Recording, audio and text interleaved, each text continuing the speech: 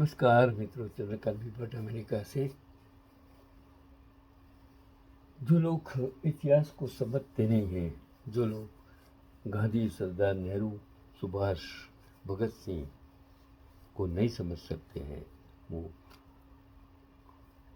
आज जो इस दशक में इन ड्रैकुला की सोच वाले मुखिया और पक्ष ने जो सोच बनाई है, उसे आज़ादी का मतलब ही नहीं है, आज़ादी का साथ संबंध ही नहीं है।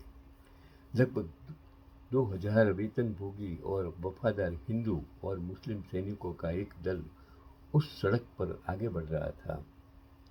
उनकी अगुवाई युवा ब्रिटिश कमांडर रॉबर्ट क्लाइव कर रहा था।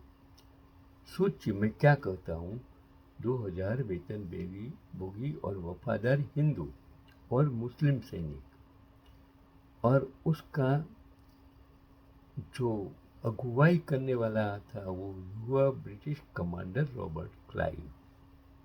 अंग्रेज राज नहीं करते थे।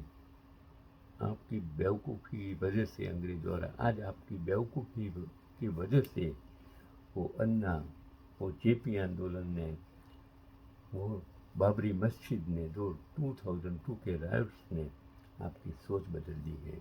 आप ड्रैकुला बन गए हैं।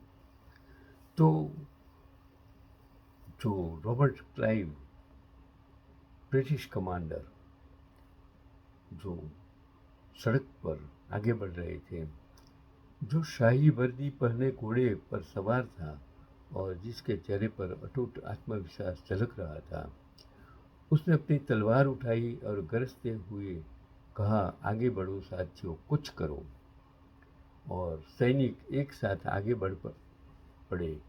बारिश जमीन को तो भिगो सकती है, लेकिन महत्वाकांक्षा कभी नहीं भीगती। प्लासी के युद्ध मैदान में बंगाल के नवाब सिराज उद दौला की तोपें तैनात थी, लेकिन उस दिन कुदरत ने निष्पक्ष व्यवहार नहीं किया। बारिश से बारूद भीग गया और तोपें खामोश हो गई। अब सिर्फ बादलों को ही गरजने का हक रह गया था। युद्ध सिर्फ तलवारों से ही नहीं, बल्कि धोखे से भी जीते जाते हैं। आज वही युद्ध एक दशक में और 3 दशक गुजरात में धोखे से जीता गया है। वो आपको समझना है, मुझे समझने की ज़रूरत नहीं है।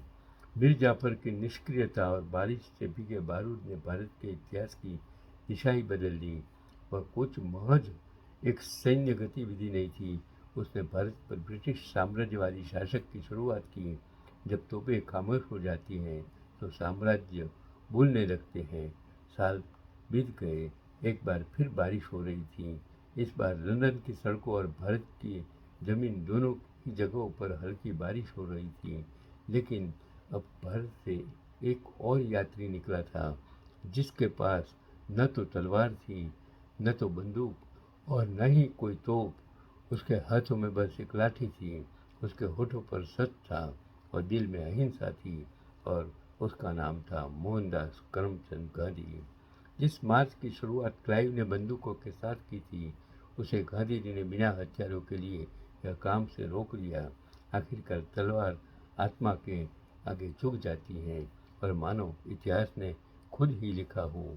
वही बारिश जिसने कभी एक साम्राज्य को आशीर्वाद दिया था, एक दिन उसी ने उसे उसके निशान मिटा दिए। कितना अद्भुत विरोधाभास है।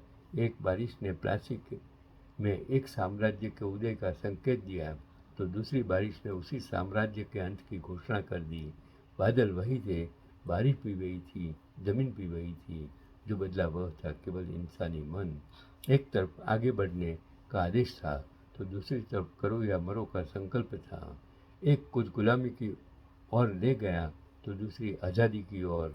आज भी बारिश होती है, पेड़ों से अब भी पानी टपकता है। हवा अब भी साफ और ताज़ा है, लेकिन इतिहास हमसे कहता है, साम्राज्य तोपों से बनते हैं, राष्ट्र अंतरात्मा से जन्म लेता है।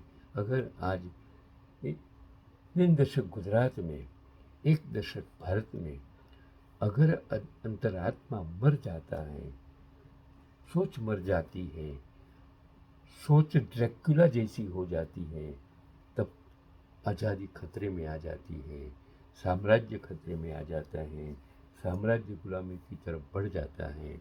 अगर आज का युवा धन नहीं सोचेंगे, 140 करोड़ की प्रजा आज नहीं सोचेगी, तो जो साम्राज्य ब्रिटिशरों का एक लाठी से टूट गया था, अहिंसा से टूट गया था, शायद आज यही होने वाला है कि आप जो लोकशाही आपको मिली है वो लोकशाही आज खत्म हो जाएगी, महंगाई बढ़ जाएगी, जो शिक्षा और स्वास्थ्य अच्छा सस्ता लोकोपयोगी मानवता के लिए इंसानों के लिए होने वाला था वो आज खत्म हो गया है।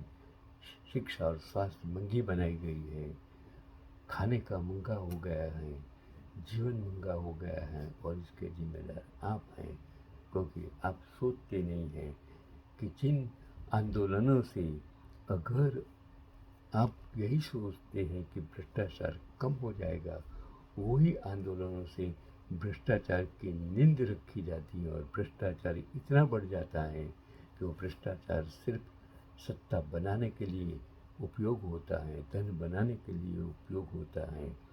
फिर लोग 80 करोड़ लोग 5 किलो अनाज पर आज क्यों हैं? इनके जिम्मेदार आप हैं। यही आज का पैगाम।